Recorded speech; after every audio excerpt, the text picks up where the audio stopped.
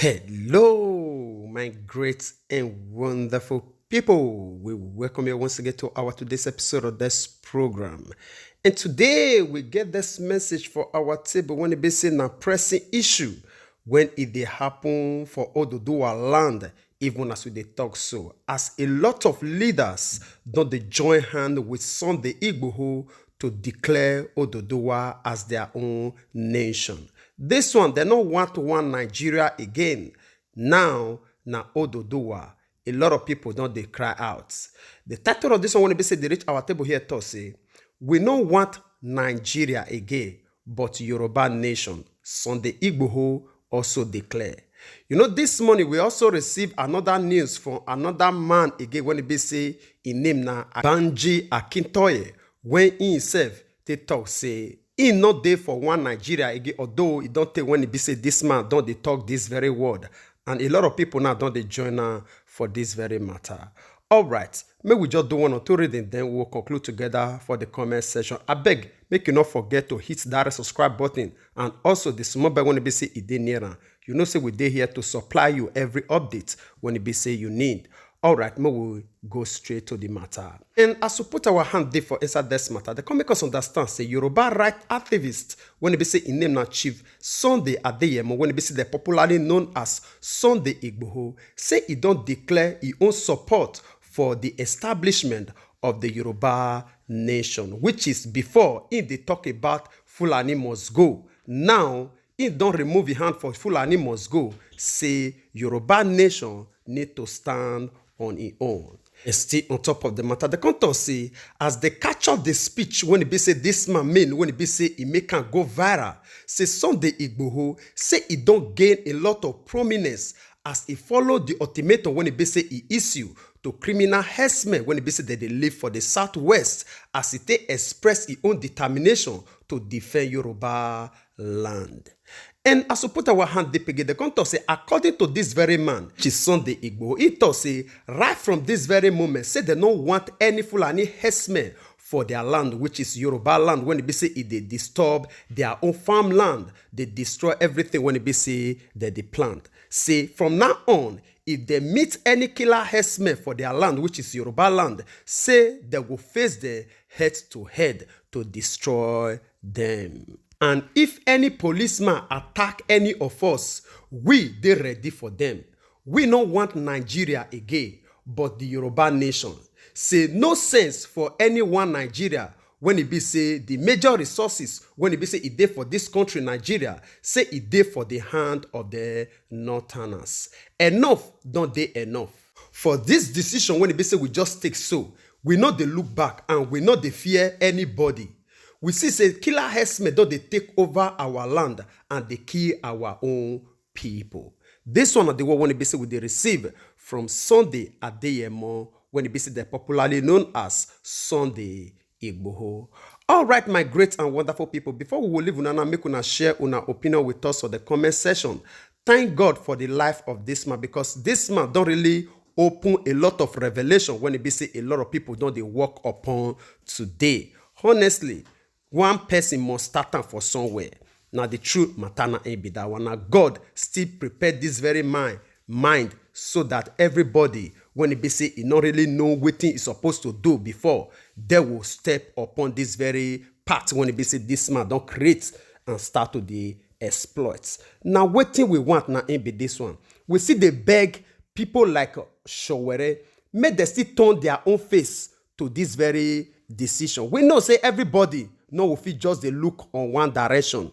We understand, because this fight when be say this man the fight not be say not be just fight if they do well. But the truth of the matter be say the forces when it be say it dey against them, it plenty pass the one when it be say it dey for them. A lot of people when it be say it they support them willingly before now, because of the way when it be say they go, all of them don't lost interest for this one Nigeria of a thing. We they beg them. We know say it does sacrifice a lot for this very struggle. Make it look back to also consider or balance things with the vision of these people. I believe say it will really help a lot. This one are our own personal opinion as we talk, because we know say for you to lose a lot of things for a struggle at the end, you will say you don't back out. It looks somehow. This one not be say in the back out. In the channel in course to the one when it be say he know say it will favor and favor people the more. Now the same way when it be say it they see this Nnamdi Kanu they fight so. And you see this very Banji Akintoye they fight. You still see this Sunday Igboho see they fight. And a lot of other people when it be say that they fight their own secretly. Not be everybody must not be on the front line. We know. I beg, we dey beg every Nigerians, may we wake up to this very clarous call. Now our responsibility to maintain peace and order for our elderly people when it be say they not go feel run this very race. Anyone when it be say you know you supposed to do, make you do it so that our people will feel get peace. This morning we also bring a news when it be say this Arewa Youth Assembly take issue 72 hours ultimatum. May all the Yoruba people, when they say the day for the northern part of Nigeria, may they vacate their land, or else they will, by fire, by force, evict all of them. We know, say, a time like this will come. Because for all of us to fight for this very struggle, we know, say, it will reach the time when they say these people, they will also react. Honestly, we don't expect them. It's supposed, may all the Yorubas, the Easterners, when they say the day for the northern part, they're supposed to don't they prepare their ground by now. Because a lot of us don't they make this very call ever since. They made they prepare their ground, may they return back home. Even the leader of indigenous people don't also make that same statement. And Yoruba elders this morning, they also made the same statement, may all the Yoruba may they return back home. Because as this very river, see they tiny now, it they better, may all of them use their leg move. Because we don't know what will happen tomorrow. 5 years back, we don't know, say, this struggle will be like this. So, any moment from now, you know, if we talk, waiting will happen next. So, may every one of us prepared our mind. I love this man when he be say, yes, this decision when he be say, it take back the rest. I think we also see another news when he be say, it take talk, say, any Yoruba Oba, when he be say, he not back this very struggle, they're ready to kill him. He issued the statement. He did everywhere. This will not be closed mouth talk. Now, public statement when they say they made, which is to say, small, big, may all of them put hands together.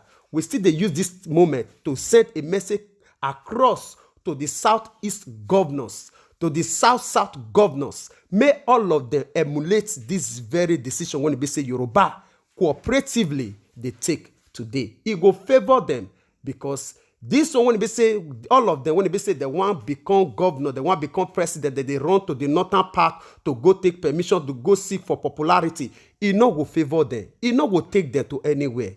It they better may all of us begin to use our tongue, they calculate our teeth right now. Since when they say that they run this race from east to the northern parts to go seek for opinion, to seek for where to stand, and now, tell me waiting be the favor when they say they don't achieve so far.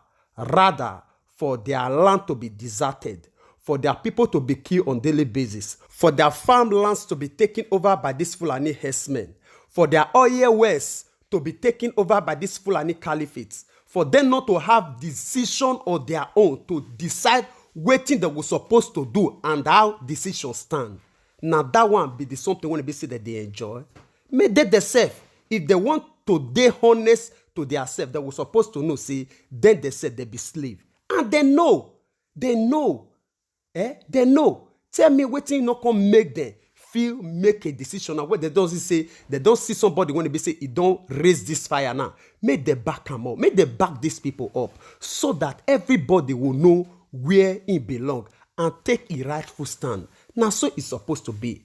As this woman always they talk, Aisha Yusufu, say, no Nigerian, when it be say it dey more Nigerian than any other Nigerian. Now we get this land together.